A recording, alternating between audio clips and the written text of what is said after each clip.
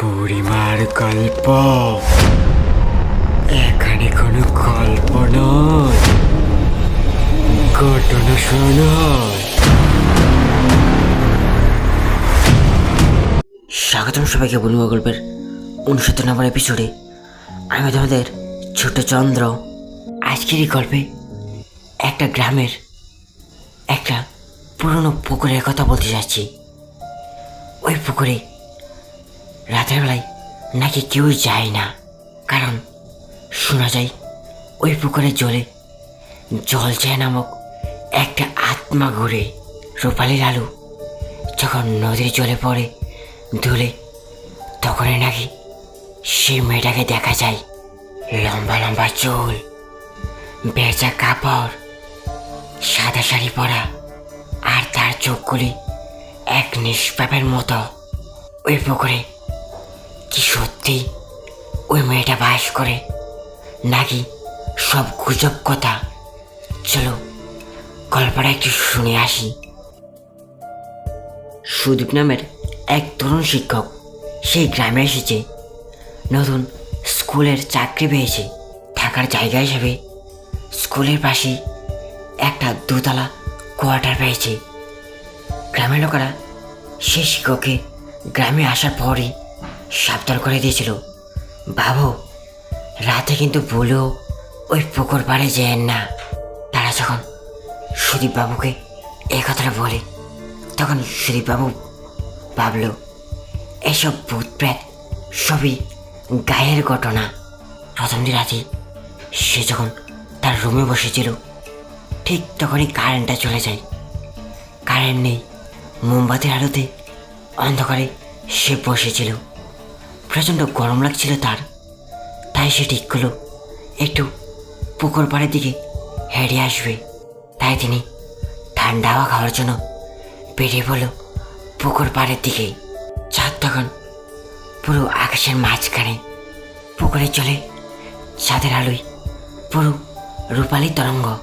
তখনই তার নজর পড়ে পুকুরের এক কোণে একটা মেয়ে দাঁড়িয়ে, সাদা শাড়ি পরা, চুলগুলি ভেজা, আর মুখে একটা মৃদু হাসি। সুদীপ পুরোই অবাক, এত রাতে এই পুকুরে কেই বা স্নান করতে এলো। সে এগিয়ে গেল ধীরে ধীরে।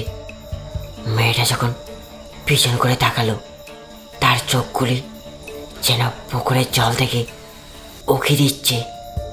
চোখগুলি নীরব কিন্তু গভীর। সে মেয়েটা তখন বলল, কি বাবু এত রাতে এই পুকুর পাড়ে একা?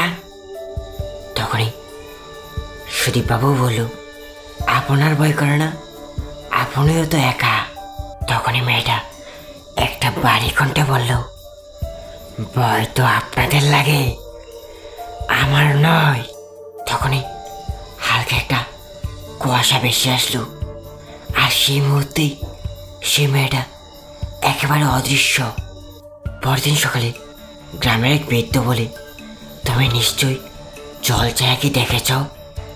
সে ওই পুকুরে ডুবে মরেছিল, এখনো হাসে।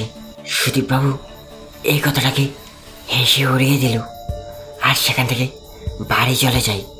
আর সেদিন রাতে যখন সুদীপবাবু তার রুমে ঘুমাচ্ছিলেন, ঠিক তখনই তার দরজার সামনে কি যেন একটা জলের ছপ ছপ শব্দ এসেছিল।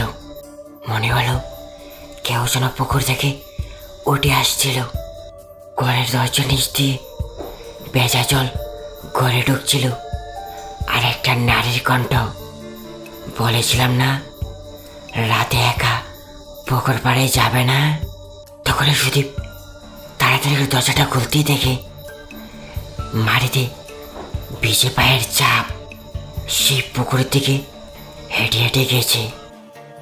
তৃতীয় দিন রাতে সুদীপবাবু স্বপ্ন দেখল একটা মেয়ে তাকে ডাকছে, এসো আমি আছি পুকুরের জলের নিচে। সুদীপবাবু তখনই ঘুমটা ভেঙে গেল, আর সে সময় হয়ে পুকুরের দিকে হাঁটতে লাগলো। চাঁদের আলোয় পুকুর এক নারী মূর্তির হাত হাত বেড়ে রেখেছে। সুদীপ যখন নদী জলে পাটা রাখতেই যাবে, ঠিক তখনই পুকুরের নিচ থেকে একটা শক্ত হাত এসে তার পা ধরে টেনে নিয়ে গেল। আর এক ভয়ঙ্কর চিৎকার পুরো গ্রামের আকাশে। বাঁচাও! পরদিন সকালে গ্রামের লোকেরা সেই পুকুর পাড়ে খুঁজে একটা জুতোই দেখতে পায়। আর সুদীপবাবুর কোনই খোঁজ পাওয়া যায়নি।